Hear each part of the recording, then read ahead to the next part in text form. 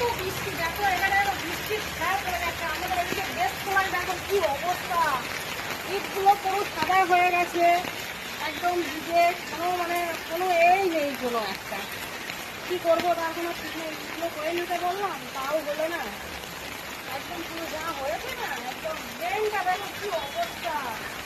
এই যে অনেক ময়লা ছিল, তো ময়লার কারণে এগুলো পরিষ্কার করতে বলেছিলাম, তাও করলো না। করে দিলে আবার অনেকটা হয়ে যেত।